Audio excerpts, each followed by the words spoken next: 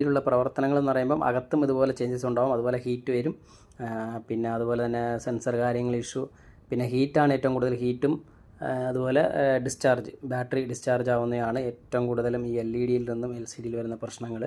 പിന്നെ സെൻസർസ് ഒന്നും വർക്കാവില്ല, ഗെയിമൊക്കെ കളിക്കുമ്പോൾ ഇച്ചിരി വിഷയമാവും, അതൊക്കെ വരാറുണ്ട്. അപ്പോൾ എന്തായാലും ഇതെല്ലാം സഹിച്ച് വേണം LCD മാറി യൂസ് ചെയ്യാൻ. അല്ലെങ്കിൽ ഒരിക്കലും LCD മാത്രം മാറി യൂസ് ചെയ്യരുത്. LED മൊബൈൽ ഉപയോഗിക്കുന്ന നിങ്ങൾ ആരെങ്കിലും പൊട്ടിയെന്ന് പറഞ്ഞ് LCD ഡിസ്പ്ലേ മാറ്റി മേടിച്ചാൽ പിറ്റേന്ന് തന്നെ നിങ്ങൾക്ക് ഭ്രാന്തളവി എറിഞ്ഞു പൊട്ടിക്കും. അതുകൊണ്ട് നിങ്ങൾ വേറെ മൊബൈൽ വാങ്ങിക്കുക, ഇല്ലെങ്കിൽ LED തന്നെ മാറുക. എന്നെ സംബന്ധിച്ചിടത്തോളം LED ഡിസ്പ്ലേ വെച്ചിരിക്കുന്നവരുടെ ഡിസ്പ്ലേ പൊട്ടുന്നെങ്കിൽ പുറത്ത് പോയി LED മാറണ്ട.